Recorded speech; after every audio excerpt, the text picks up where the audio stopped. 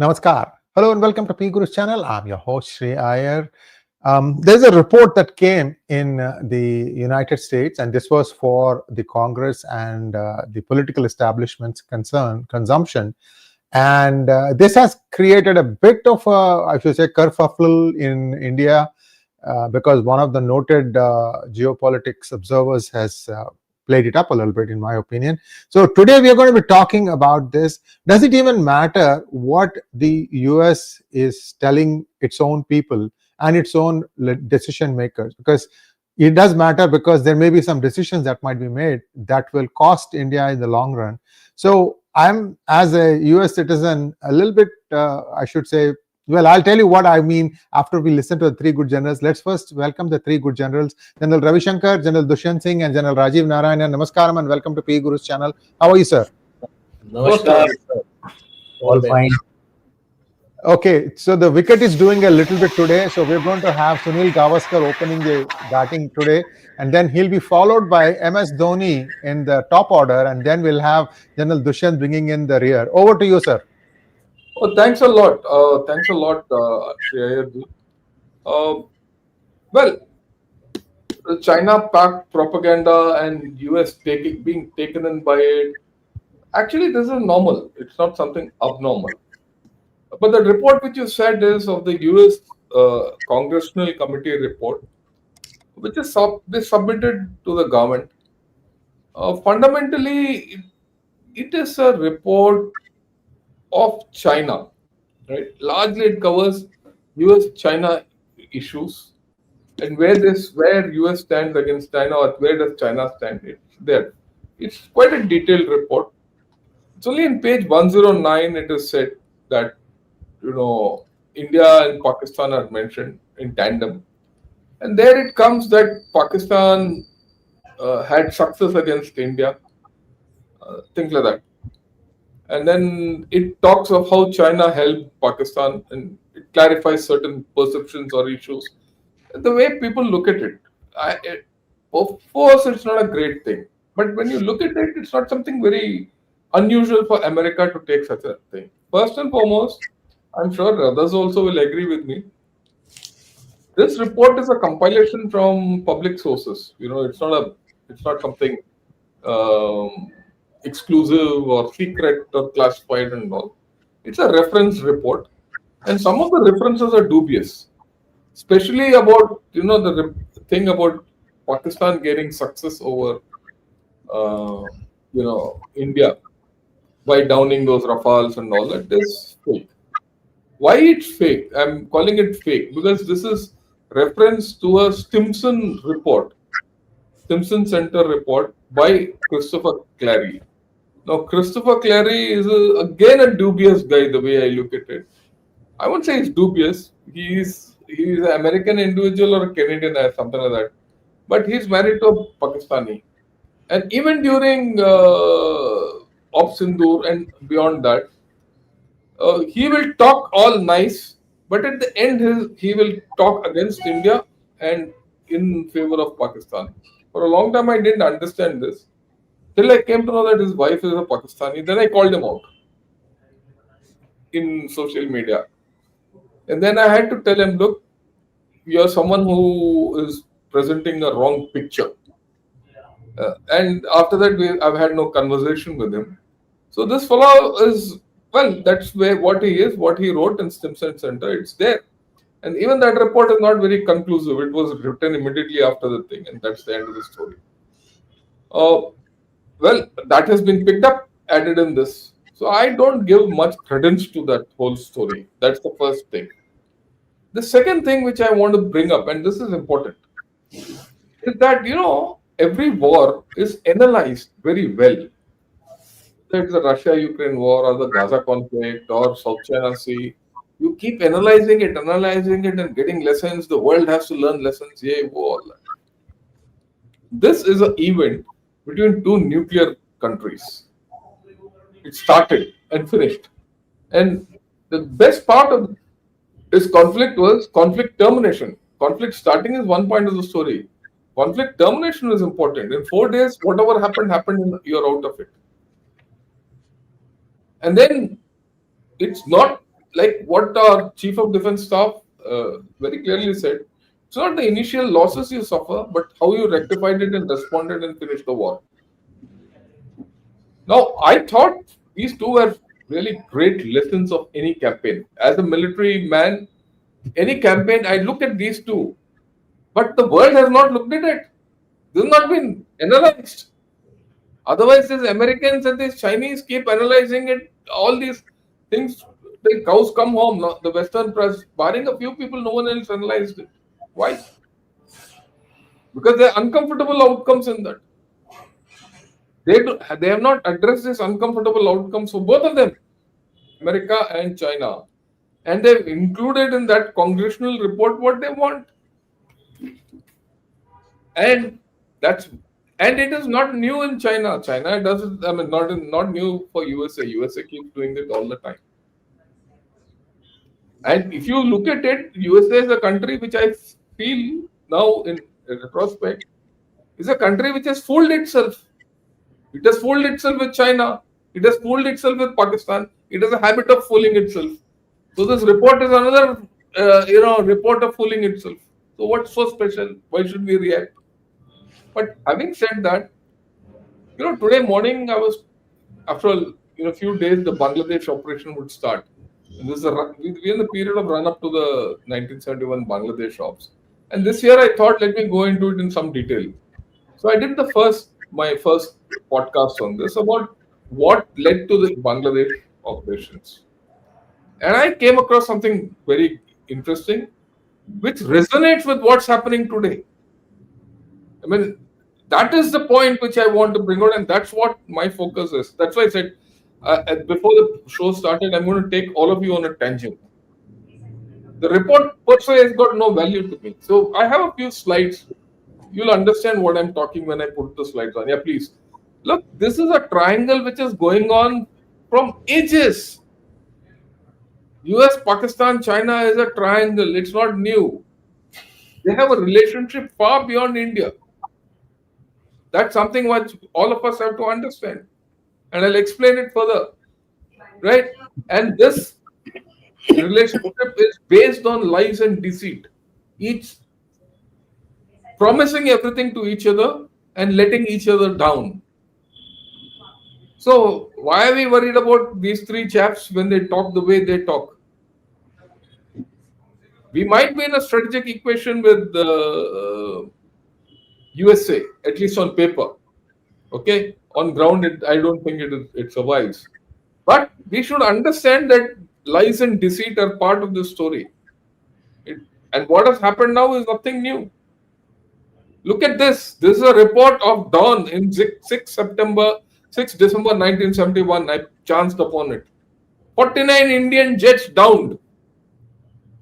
70 years later, you divided by 7 Rafales down. And they said we are winning the war. You know what happened? After downing 49 Indian jets, if Pakistan couldn't win 1971, do you think it has won a war after downing 7 Rafales, as they claim? Neither were 49 jets downed in 1971, nor were 7 Rafales downed now. You look at the equation. Then there's something else. I don't know how many people have read about this thing called the blood telegram. I said I'm going to take you on a tangent. This is the tangent. What is a blood telegram? Is not about blood going in a telegram, but it was a telegram given by Archer Blood, who was the Consul General in Dhaka. And he gave a telegram, to Nixon. Okay? And he vehemently protested that what we are doing is wrong. Look, and he went on to, he described the massacres by Pakistani army. And when was this given? In April. Searchlight had started in March. 1 month into that whole story, the American Consul General in Dhaka says, look, there's a massacre going on out here. He says, our government has failed to denounce the suppression of democracy. Our government has failed to denounce the atrocities. Our government has evidenced what many calls moral bankruptcy. And he spoke of selective genocide then. And then he urged Washington to take an about turn. They didn't. What did Richard Nixon do? He recalled this fellow and sacked him. Okay. And why did he do it? That logic is also there. The logic is very simple. At that point of time, Richard Nixon and Kissinger were using Pakistan to talk with China. That was the relationship. Now you see the triangle which I showed you. If today Pakistan, China, and USA are in a particular state, that whole thing started then. And it started during a war. So what do you expect from all these three people? Pahalgam happened. You saw what American reaction was. Even in 71, when 49 planes were drowned or downed by Pakistan, the Americans said, "Oh, the Pakistanis are going to win the war." Same thing is now with these lies of 7 planes. Pakistan is winning the war. So what's different? At that, in 71, they sent the 7th Fleet in to save Pakistan. What is Trump doing in a different context? It's the same thing. So this is what I had to say. Yeah, please take the slides off. Thank you. This is the last slide. This is what I had to put across. Like I said, I've taken you off on a tangent. Right? But I had to take you off on a tangent because the similarities between what happened in 71 and now are absolutely the same. It's the same USA, the same China, the same Pakistan. What do you expect from them? This is what I had to say. Back to you. We'll discuss more later. Thank you, General Ravi Shankar. Now, General Rajiv Narayanan, you and I have been talking, we've been working for a few hours since morning for you about this report. So, sir, your opening remarks on this. Okay. So let me first make out that page 109, which is that critical page. While in the first para, he speaks about success and then subsequently contradicts himself. He brought it down to 3, may not be Rafales. Some debris seen through social media reports. And then he contradicts himself by saying that the French intelligence have mentioned, which he quotes there, of the Chinese using disinformation campaign and social media handles, using video gaming and AI generated images to declare successes. That means if everything what he is talking of is a video gaming and AI, then where is the success? Already spoken about that Christopher Clary's report for Stimson, and in that he clarifies at the end, written on May 28th, that this is initial what he could gather from social media. Can you believe it? Making a report from social media, and so that enough data is not available, so some references can be given. So that itself tells you the value of that. I think whoever was making this report, let's be very clear, they also knew that to please someone they had to place that. It doesn't find mention in the executive summary of that chapter. There is nothing. I think they have tried to play up Chinese and PLA equipment everywhere to get a bigger pie of their defense budget.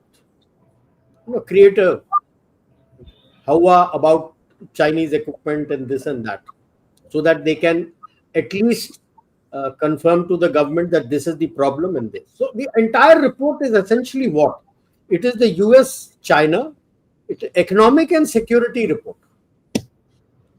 Bulk of the security report revolves around 2 issues. A growing China, Russia, Iran and North Korea axis. This time they have not given any words to the axis. Condoleezza Rice will be getting angry. Axis of evil and other things they used to give earlier. Not done. Very quietly given Indo-Pacific. Only talks of Western Pacific. There is no mention of Indian Ocean region. In the executive summary, there is no mention of India or Pakistan. ASEAN, Taiwan, and Hong Kong find mention. And economic, he looks at the threat and he talks of Made in China 2025 and how the global supply chains are being affected, where China is weaponizing the geoeconomics and doing various things, and a summary of what they need to do. So that is the report. And another thing they are worried about, which is, I think, a beginning of look. By the way, this congressional report of China, it has been started as of 2000, cleared by the Senate, and this commission has been created in 2000. Remember, at that time, China had not yet entered the WTO. This we must remember. When he is talking of pharma, two things he is most worried about the sourcing of API and KSM, key source materials. And he says these are coming from China or routed via India. And he claims that there are some of them made by China in India. And he is worried that he doesn't want India also to be in the loop. Though it doesn't find mentioned in the executive summary, it is there in the report. So I think in the trade negotiations, these issues might find a play when we push for more farm. I'll stop here and then we can take it. Thank you so much, General Rajiv Narayanan. General Dushyant Singh, you deck is yours, sir, and I think you have a presentation today, or you don't? I have a small little 3-4 slide presentation. Okay. And I'll run that. Yeah. So basically, I think major issues have already been covered by General Rajiv Narayanan, and General Shankar has given a comparison with what all has happened in the 71 war, which actually it's a reinforcement of the character of relationship between India, China, Pakistan, and US. So whether that is replaying is something which we need to analyze and confirm.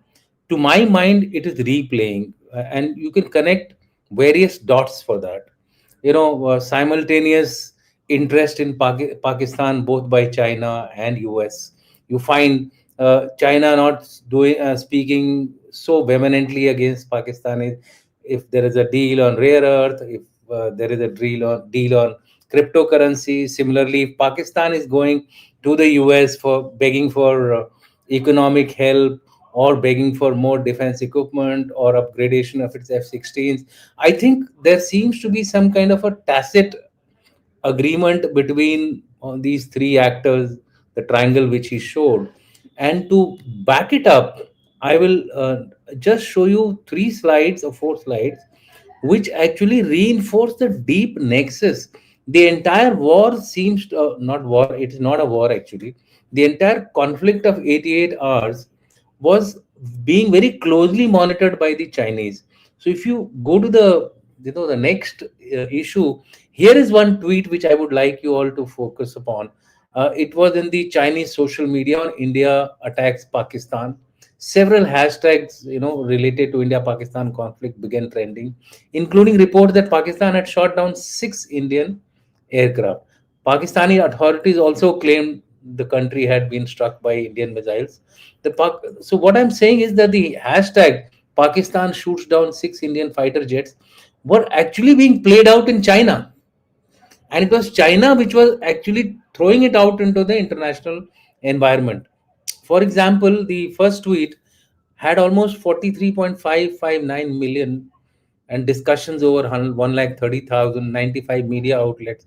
Similarly, Pakistan shoots down 6 Indian fighter jets, 20.53 million discussions over 3,369 comments, and 42 media outlets uploaded this to the Weibo. If you look at the the characteristics of this, you'll find All of these were surging at a very unusual time in the night. In the day when this particular tweet was taken out, it was around 800 or so. From there, it slowly rose to 8.58. But by the time you got up in the morning, this tweet had gone down to almost 50 million or 48 million.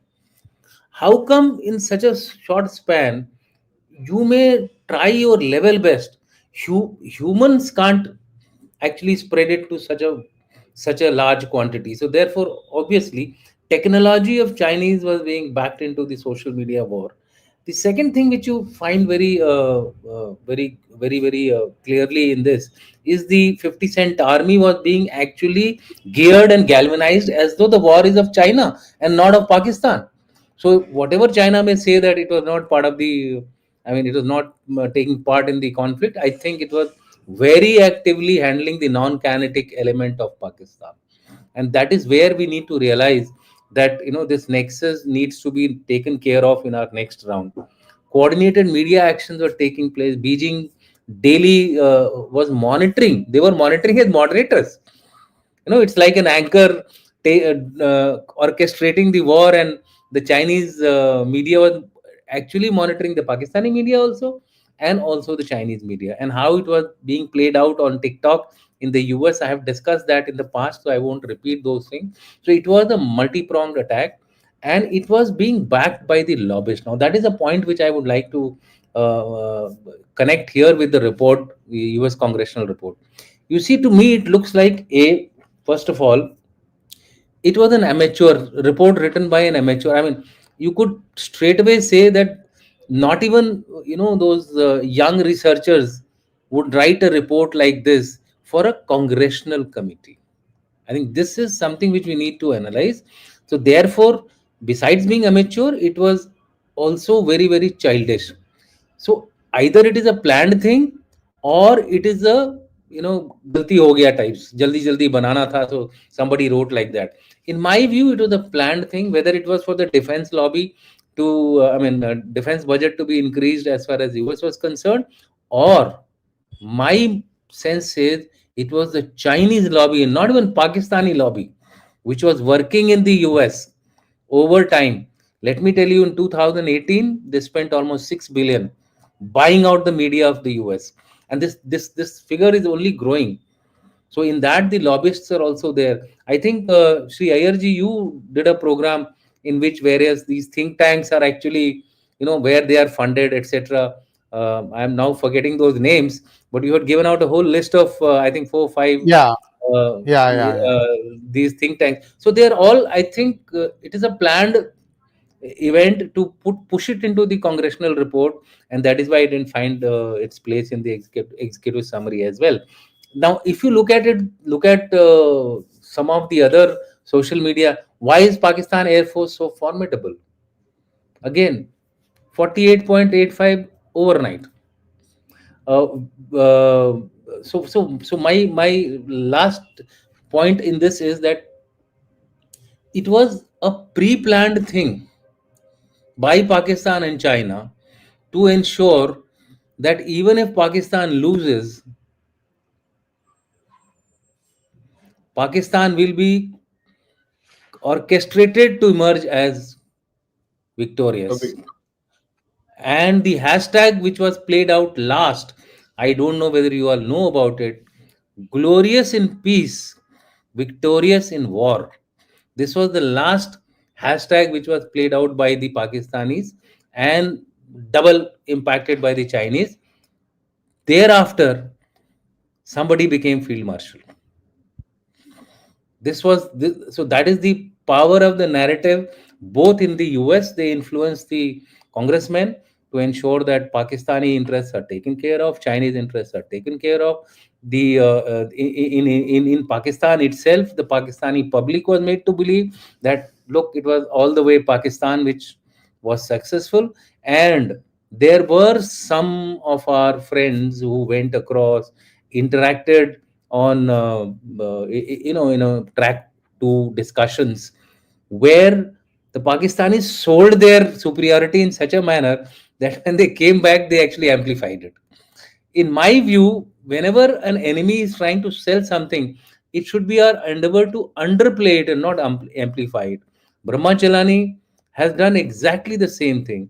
He has picked up that one line, Pakistan, recent Pakistan military success over India, without going through the rest of the detail. But that is the tragedy of our so-called social media or print media or whatever it is. You look at the headlines and you don't read the fine lines. You don't read the between the lines. The entire that script, that one paragraph which I saw, was riddled with contradictions only. So in the end, my suggestion or my request to the entire audience is, please do not spread it.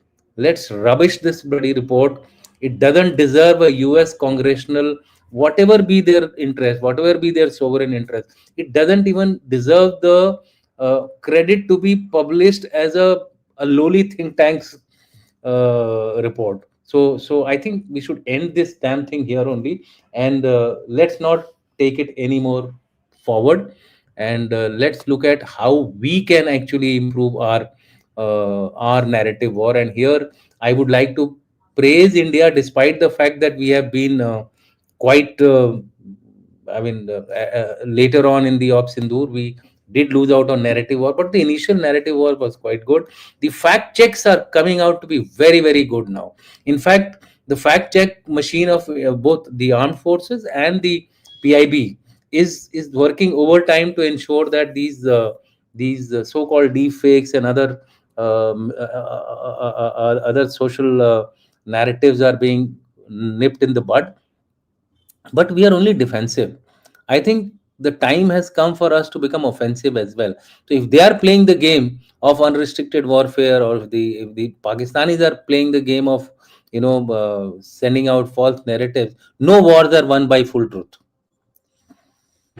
All wars have an element of half truth and half lies, right from the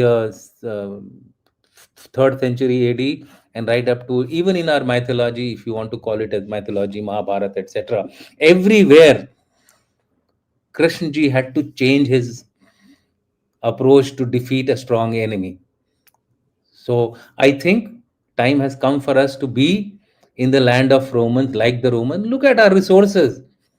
We are misusing our resources. There is no coordination. There is nothing which is channelizing our narrative war. And the kind of print, kind of radio station, 900 channel, what have you, YouTube is flooded with everybody singing its own song on a daily basis without any directional approach to it. So what I had suggested as far as strategic communication is concerned, I think where we are lacking is funding, lobbying, cultivating influencers. It's a very gray world and out there, and we need to play the gray. We need to play the gray war effectively and efficiently. So with that, I'll end my first round discussion here only, and just say that the time has come for the 80% war. It is going to be 80% non-kinetic. Continue to go on. Otherwise, you'll find after 15 days another report from some other Rand journal coming up and trying to trash something, and we will immediately take it up and pick it up and make it into a big issue. And especially if it comes from people like Brahma Chelani and all, who are considered to be so-called thinkers, etc., etc., I think they're doing a great injustice to the entire system. Oh, I finished. Thank you so much, General Dushyant. And I just want to add my 2 cents to this whole thing. General Dushyant, it hurts me deeply that you are saying that as a YouTuber, I am not doing my job. I think I am doing my job. I'm, in fact, one of the first ones to highlight that United States dependence on China for its own armaments is so huge that it cannot really be thinking of having a war against China at this point of time. I was one of the first ones to take out all the data from private military contractors' equipment and say that, look, US has a huge problem. We gave away all this. Sir, 25 years ago, I remember, it was like 20 micrometer technology, microns, 20 microns. Today, we are in nanometers, 1,000 times smaller. There were some components that the United States Army needed that had these typical things like, old transistors, old ICs that were made using 20 micron technology. And they were willing to give a foundry in the Silicon Valley the extra little bit so that they can be justified to continue to running this process, because these guys needed 100 a month or something like that, or 100 a year. And they say, it's okay, we'll give you what you need so that you can keep your fab running, because fab cannot be turned off. Once the fab runs, it keeps running. You got to feed it something. And they were willing to source that money so that the fab could keep running, and whenever these guys needed some components, they could supply to them. But in the last 20 years, a lot of things have changed for the worse, I must say. And this whole thing about US climbing down, I had done a program October 9th and 10th, how the US Treasury got a huge hit. And then suddenly, you saw Trump changing the tune. And now I had made a lot of noise about H1B, that, I had to counter the MAGA or the extremist elements of MAGA. I told them, look, this is not what you are thinking is happening. And watch what happened 2 days ago. Trump said that we do need H1Bs. It's a different matter that he still has that 100K per applicant. See, there are some things that went wrong. I don't deny that. And so some correction is going to happen. Somewhere in the middle, we are going to find middle ground. My take on all this thing is, you can say that it doesn't matter what appears in this congressional committee briefing. 745 pages is this report, gentlemen. 745 pages and multiple chapters, multiple sections, and so on and so forth. Do you think any congressman has time to read 745 pages? No. What happens is, somebody in the office finds the summary, and helpfully for that somebody else will give them, look, these are the salient points. You see what I'm saying? So it's not the congressman, it's not even the congressman's helper, it's somebody else. That somebody else is what you need to catch. And yes, I'm telling you, in Indian American parlance, we are really, really behind in this race. And Rajiv Malhotra told me on a hangout that 88 Pakistani Americans are in the current Trump think tank, the global body that is making all the decisions. Only one Indian American, and that one Indian American is more American than an Indian American. Indian American. So this is what we are dealing with. Be that as it may, what are we going to? Yeah, sir. I was not telling anything against you. What I said was in generic terms. Don't take it personal.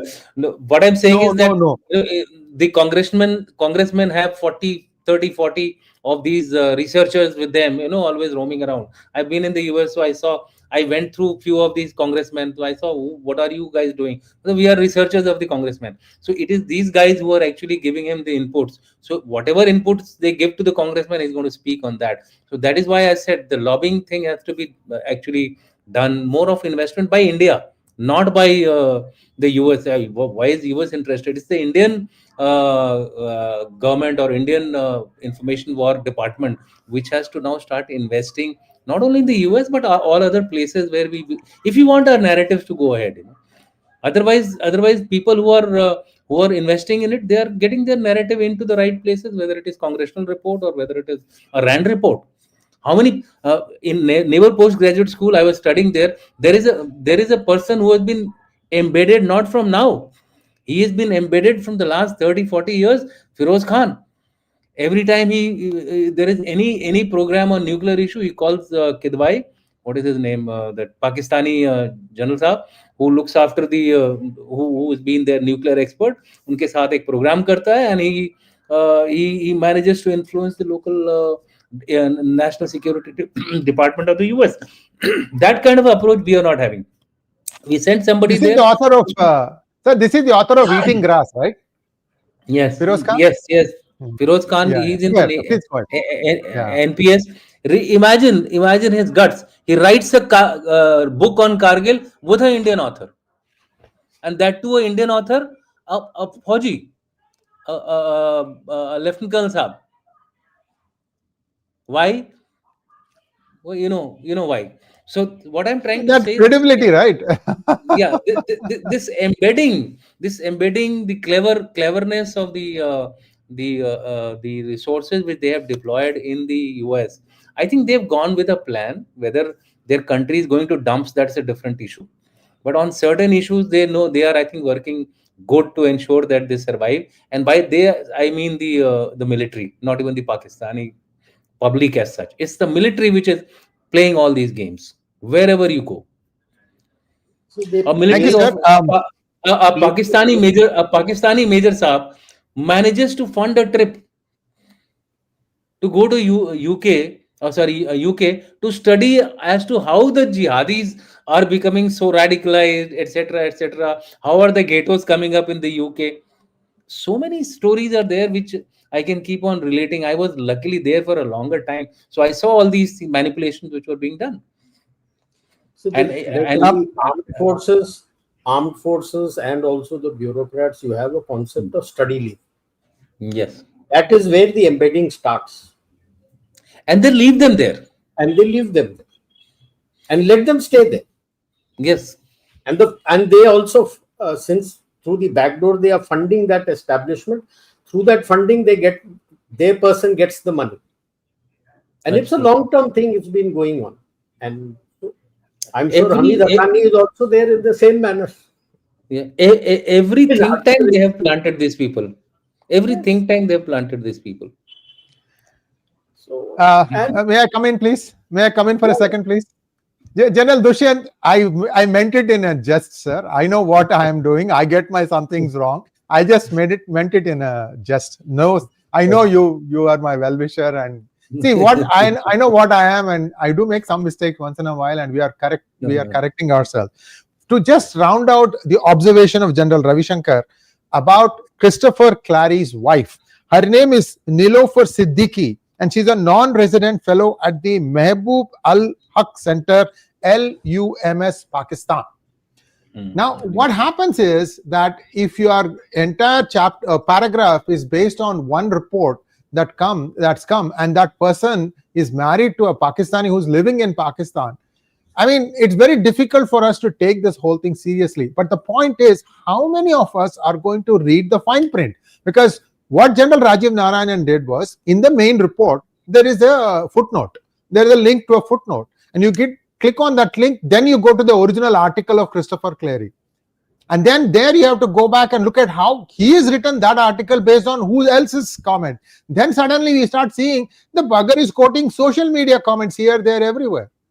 I mean, you can quote, nothing wrong in that, but understand that this is where the source of the information is. Do you think any congressman has time to understand all these things? No, that is the problem.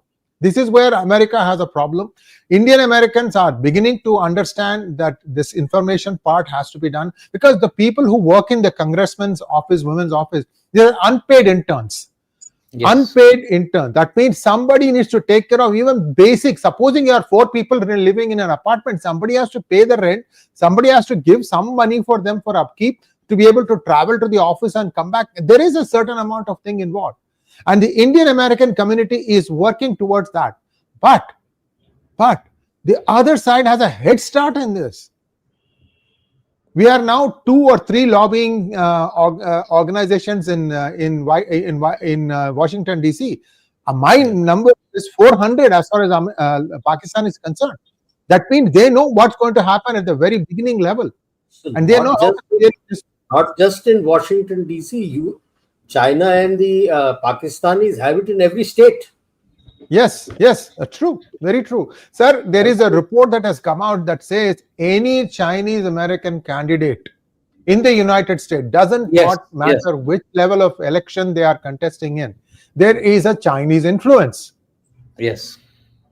And you know another thing that's happening, there is a guy, congressman from my area, Kyle something, if I remember correctly. Anyway, this guy was caught with his pants down with a Chinese spy. Her name was Fang Fang, and she also had, I mean, the FBI caught her on video with many mayors in many cities. Suddenly she disappeared. But now this guy wants to run for president. He's a Democrat. Nancy Pelosi's Shishya. So is Gavin Newsom. But my point I'm trying to say is, this thing is, for lack of better word, 6 letters starting with F. Let's get back to General Ravi Shankar. Sir, would you like to add to that, and then we can go to questions now? Look, Yeah. I would like to. I would like to apologize for the diversion. I'm sorry. No, I'm okay. See, the fact is, you might like to say that our system is good, bad, ugly. We need to reform, there's no doubt about it. We also have to understand that, look, you are up against a system which is embedded. This triangle of Pakistan, China, and USA, that's why I said I went back to 1971 to give you the equation today. They're up against it. Yes.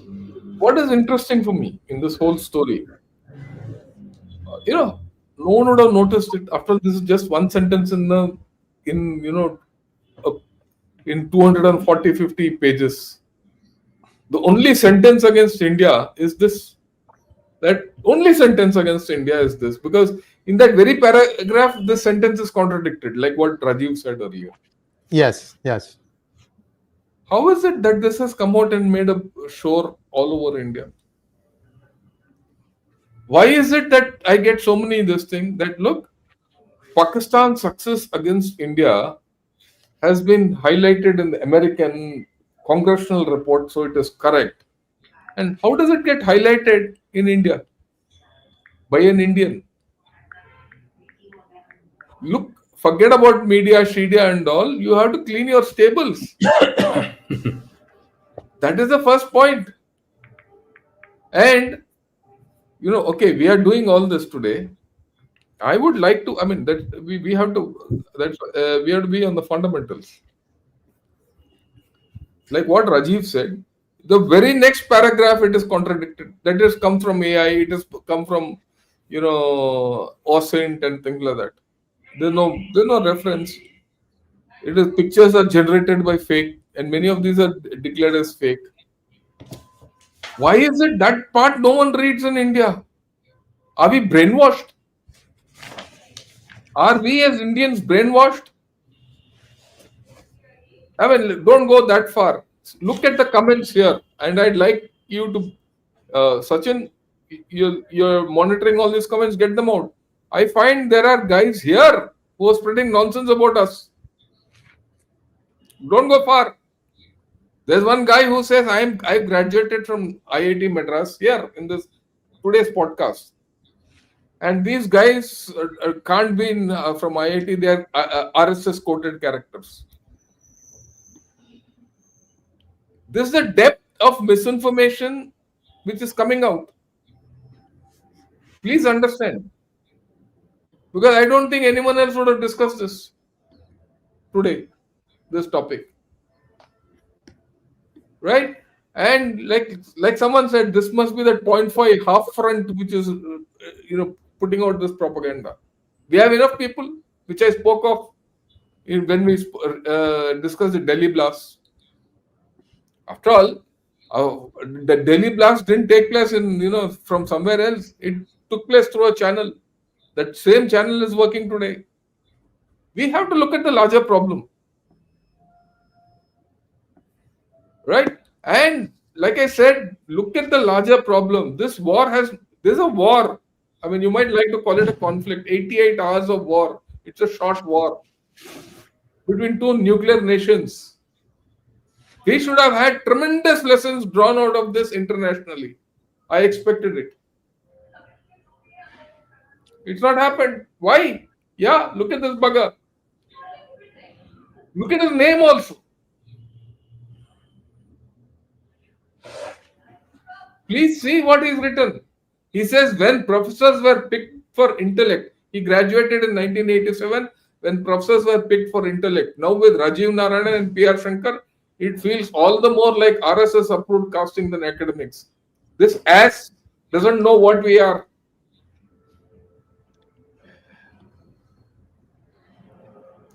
You see, the point is we have to look within ourselves. I've always maintained, don't look at America, don't look at USA, don't look at Pakistan, don't look at China. Look within ourselves. Your strength you have to find ourselves. Let me categorically tell everyone that shitty character who's written that, deny shit, no? That's his name. Why am I in IIT? I am here in IIT to discover myself for India. I mean, that's true for all of us. All three of us who are affiliated to IIT Madras. And we're getting front end technology, which is not there anywhere else in the world. You have to find that strength yourself within. There's no point in blaming others. There's no doubt in my mind that you need your own, machine, a machinery which can put out narratives. And like what General Dushan said, you have the best system available. You have a complete Ministry of Information and Broadcasting. And no other country would have probably had it, and you still don't broadcast. So let's look at it ourselves. I mean, I have no this thing to think of what USA is doing or not. It's their baby. Let them do what they want. Right? If the US Congress report is to be based on reports by unpaid interns and idiots, all the best. The next thing, which we have not discussed, what good is this report all about? What will it serve? Whose purpose is it serving? Right? So I think we need to do a holistic thinking, one, on this entire issue. And the second thing, which I get back, that triangle of Pakistan, China, and USA will continue. It reinforces the point which I've been saying off late. We don't have a strategic relationship with USA anymore. Let's start from that premise. And let's start learning how to stand on our own. It's going to be difficult. I mean, you need a relationship with them, but it will not be strategic. Equally, you need a relationship with China if you want to grow. Right? There's a push-pull between India and China, which is going on at this point of time. And you need their investment, you need some technology from them. There are dangers in that. And you have to deal with this Pakistan. The same Pakistan who says 49 jets 50 years back, today will say 7 jets, tomorrow it will say 700 jets. This story will continue. And this is compounded by Bangladesh, an ungrateful nation.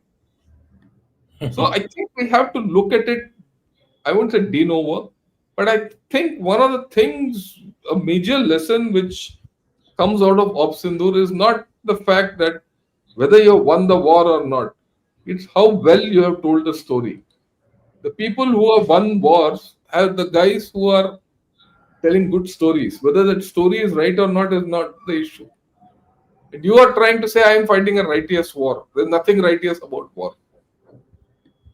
I think the faster we start thinking of this, the better we will be. I mean, I'm getting back to track as to where we have to head.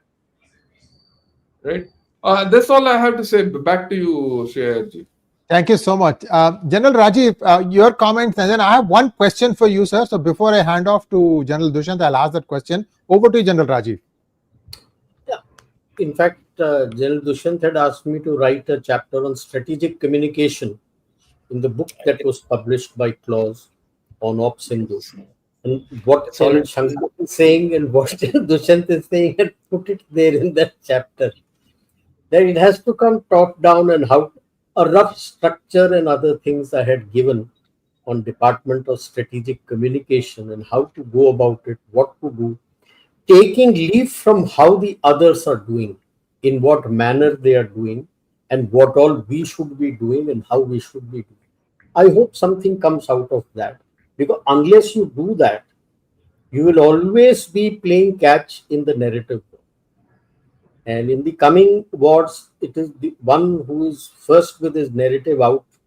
It becomes very difficult, because when every side is buying of people all over the globe, it becomes very difficult for you to win the narrative.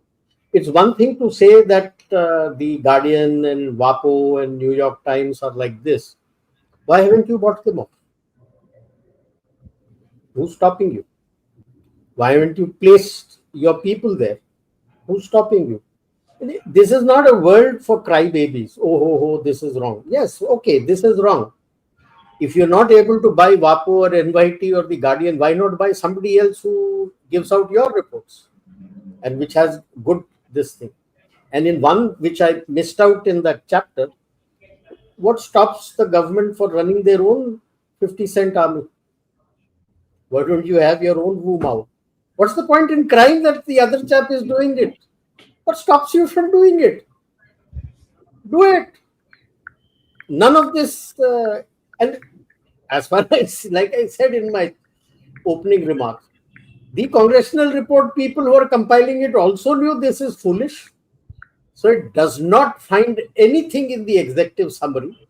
So any of these people who are going to help that congressman, they're doing multiple duties, are going to take the executive summary of compile the executive summaries from each of the chapter and make out bullet points and give it to him. This is nowhere in the executive summary. Zero. What we need to look at, the Quad heads of state is not taking place. And in their version for Indo-Pacific, they're only looking at Western Pacific. That should be a matter of concern for us. That he's only looking at ASEAN, he's looking at Taiwan, he's looking at Hong Kong, and even Japan and South Korea should be worried. He's not looking at Japan and South Korea. So these are certainly larger issues that we need to. And I'll stick my neck out. I wonder how many people have been paid to tap just that one line. On page 109, just one line paid the people to run that. Absolutely. Thank you, sir. I have a question for you. This is a defense lingo. I want a little bit clarity. What are crashed drop tanks? When you want extended ranges or long duration, outside you have drop tanks. Since it reduces its load for taking G and other things, you first use that. You first use that and drop it. That's why it is drop tank, and so it falls down and crashes. And most of the debris that initially they were showing on social media was drop tanks. Since you want to stay in air for long, first feed is from the drop tank, drop it, and that's why it's called drop tanks. Drop it and then you're. That's what it is. And Thank you, sir. Two of the drones, or Banshee drones or something, two of them. Yeah. It enhances the agility of the aircraft to run away from any kind of a threat. So that is why these initial all up load is initially high, and then they make it lesser as the fight progresses. I have nothing more to add, just to say that I think time has come for us now to think of the social media and the information warfare in a much more I would say balanced manner, and the public needs to be made aware that, look, don't believe whatever is coming on the social media or YouTube or various platforms which are there, whether it is WhatsApp, Telegram, Signals, on the face value. Look at it, get it confirmed from 2-3 sources, and then say whether it is right or wrong, and then come out with your comments. I think a little bit of deliberation is required across the country. I'm talking for people inside the country, and like Jan Shankar said, the stable has to be cleaned, and the responsibility lies on people like us, who are at the top, who are trying to convey certain messages, speak in various platforms. These are the people who have to, I think, say things correctly. I wrote an article in Deccan Herald, and it had something to do with veterans. It was a very balanced article looking at both the government and the veterans' interests. But the heading which Deccan Herald painted was "Saga of Betrayal of Veterans." Now, moment you write this huge heading in the Deccan Herald, Dushant Singh became an enemy of the government. I became friend of the veterans. I said, "पूरा तो पढ़ लो, उसके अंदर लिखा क्या है?" And then I went back to Deccan Herald. I said, "Why did you change the heading?" He said, "Sir, otherwise who will read?" So I think somewhere there is a need for us to take responsibility of what we are actually putting out in the media. People read it, and once they find something very interesting, they share it like a viral. I the other day had a YouTube program with a lady, so on the on this Delhi blast, etc. Now it's suddenly gone viral. My lost friends are ringing me up because of certain things which I, out of heat of the in the heat of the moment, I said something related to politics and security. So suddenly everybody has latched onto it and it's just running away. It's over 2 lakhs in the YouTube, 2 lakhs in Facebook, 2 lakhs in LinkedIn. I don't know what is happening. So I've stopped responding to people. I said, "Okay." But the fact of the matter is, I said something which was absolutely right and correct for the public. I would say public awareness is the next job which we have to do, and fighting the war, take the war to the enemy. These are the two big points which I have as far as narrative war or information war or non-kinetic war is concerned. Let's not be only defensive, let's be offensive as well. Thank you so much, sir. I think with all your permission, shall we go for questions now? Yes, sir. Thank you so much. Let's take the questions, please. Akash Tadani wants to know, the USA, Europe, Pak, China propaganda is an echo chamber. It has its strict tenets. Only approved narratives are permitted to exist and propagate in their spheres of influence. Your view, General Shankar. Yeah, I think they are completely echo chambers of each other. Right? What suits them will come, what doesn't suit them will not come. You see, in this case, I must also clarify, which we not got around to that. In this case, Pakistan victory over India is a narrative which suited the West. It suited the Americans, it suited Chinese. Though Chinese were doing all the hard work, it suited the Chinese Americans very well. Because then we won't go in for Rafale. After all, it's more a game of money. So I think we have to be clear about these issues, and we should understand this and behave accordingly. Yeah, thank you. Thank you, sir. Next question. This is for Rajiv Narayananji. Oh, it comes to you directly. Do you think Trump is just an agent? Order, chaos. I think USA is completely targeting China's oil supply and cutting all its routes, CPEC, BRA, before it chokes Malacca. Nil Rajiv. Can it choke? Can it choke its oil supplies? Has it been able to choke? I don't think so. I don't think US has even the capacity to do that. There's pipelines which run from Iran for him. There's pipelines which run from Russia for him. How are you going to choke those things? Can you choke Malacca when 80%, 70% of the global trade goes through it? How do you choke it?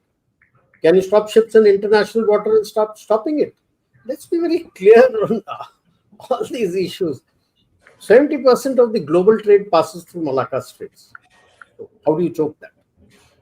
That means you're choking everybody else in the world. See, CPEC BRI in any case had to fail.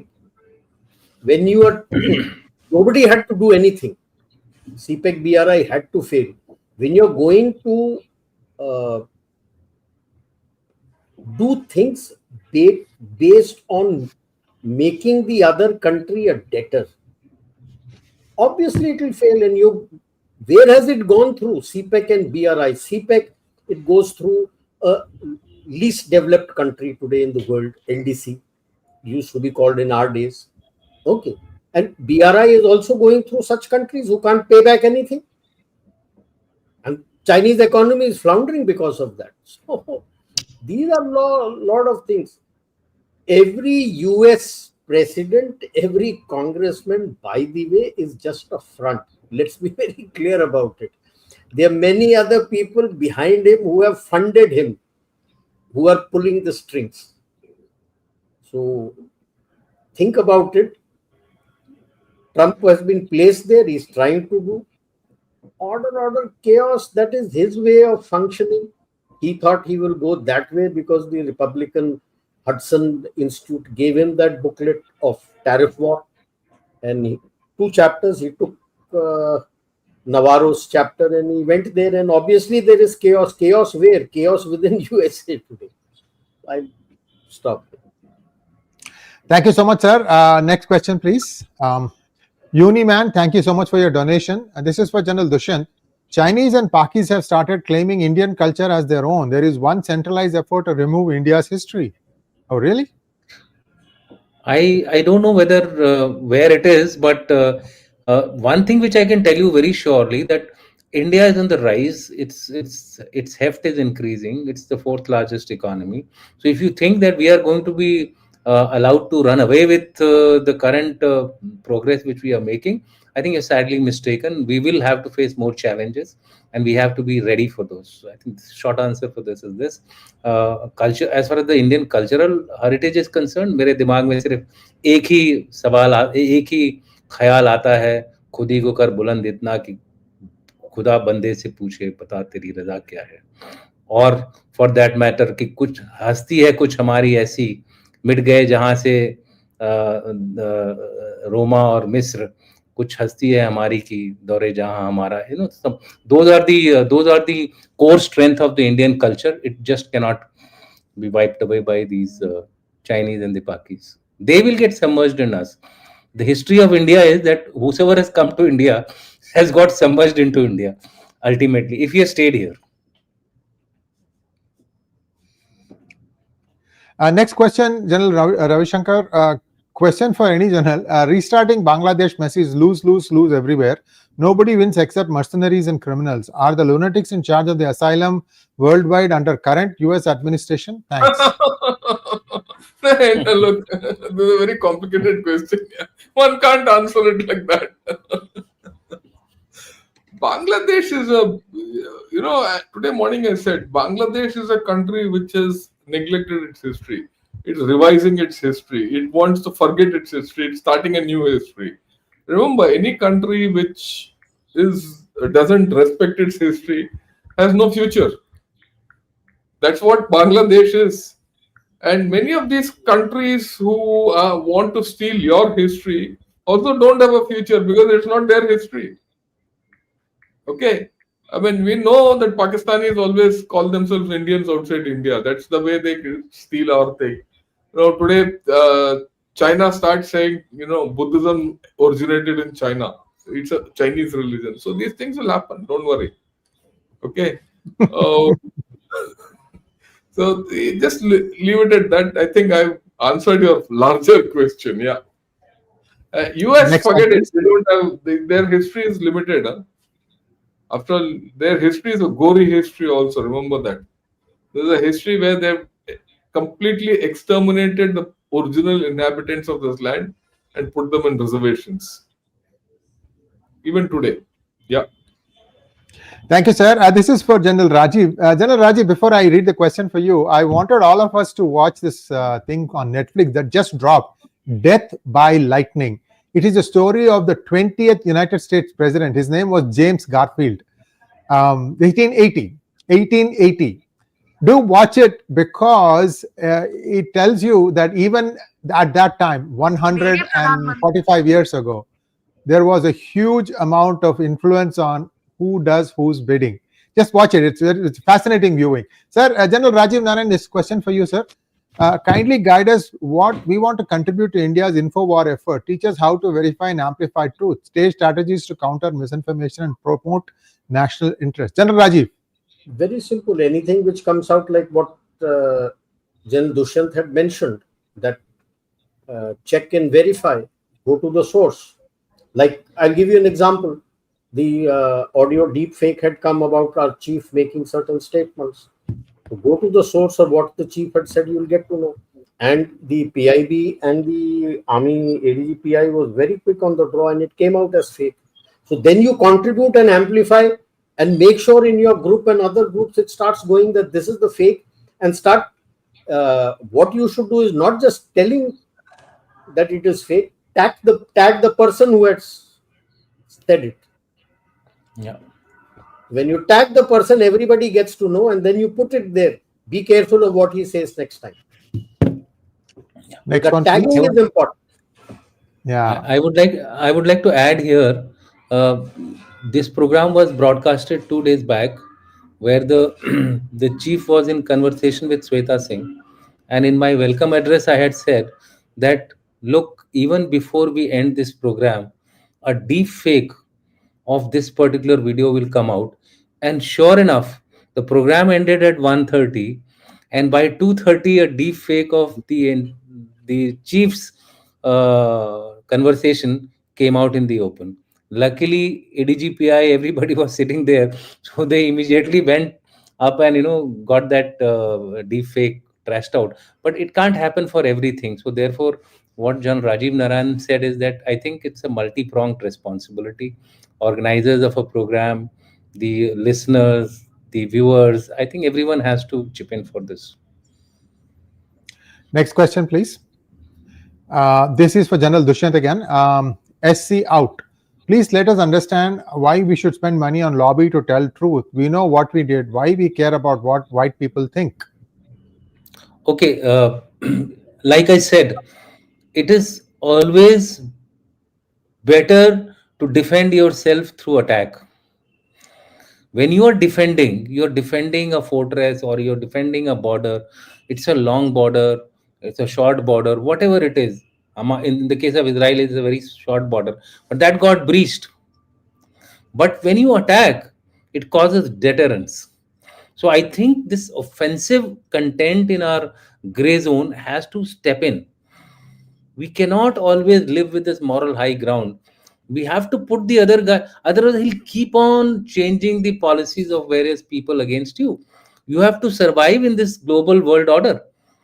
So if people start going against you, if every day you start having statements coming which are not in favor of India, then probably you'll be thrown out of the big groupings, etc. Or even if you're not thrown out, you'll be ignored. So I think in overall interest, it is better for us to, in the land of Roman, be like Romans. I mean, that's as simple as that. Next one, please. 1 minute. It's not only a matter of going, bothering about others. It's also internal. There are a lot of people in India who need to know that what others are speaking of false. Like today, we are calling it out. Yes. Otherwise, like I said, there's so many. See, let me be very honest, Shriyarji, and I'm sure others will also agree. This issue is actually inconsequential what we are talking of. I go with the comment, why should we be bothered? It's inconsequential. But why are we talking? We are talking because of the response each of us have got individually. Oh, has India lost? Now this has come in that document. Right? Why has it come into the document? Because of fake news? Because of biased news? Because of someone? So these things are happening. It's a matter of building internal strength. Why are we coming here speaking 3 different things? Why are so many people listening to us? To get the confidence that we are doing the right thing or the wrong thing. Right? That is why it is required. Yeah, if you're very strong, if you are not going to be bothered about what others are saying, be strong. Very strong. We are not that strong as it. Thank you. Thank you, sir. Next question. General, this is for you, General Shankar. Amitesh 888. To be honest, many Indians want Western countries certification. This is the problem. Your views? Well, that's a fact. Yeah. Mental colonization. Yeah, it's mental colonization. Exactly. Right. Yeah, you're colonized. Amitesh, you yourself are colonized here because you ask such questions. Why should I go that far? Because I now know many people are asking questions. I know the way they ask questions. Okay. Next one, please. That's how it is. So this mental colonization, I'm reminded of something. When I was a student, right, we used to go to these inter-university competitions, and there will be students from IITs also. And I used to hear IIT Madras guys talking about going to Wales. Where is this Wales? I mean, these guys are still sitting in India and they're talking about going to, I went to Wales yesterday, I went to this. Then it turned out that is Velachery. That is just outside the campus. The thing is, they're already thinking that they are in a foreign land. When I was studying, 89 to 90, 95%, I think, all the graduates from IITs went abroad. So that's the 1987 batch guys comment. You should look at it from that context, General Ravi Shankar. It's very different. They went to IIT so that they could go abroad after that. Next question, please. Now, don't blame me. I also did the same thing. But next question to Rajiv Narayananji. Yudhishthir earned the credibility of even his arch enemy Duryodhan so much so that he had checked ending of Ajnatavasam with Yudhishthir. Lies have limited life. Your views, sir. I'm sorry, he didn't check for him.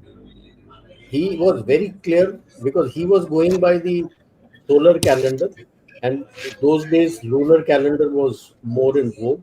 Who corrected him was Bhishma Pitama.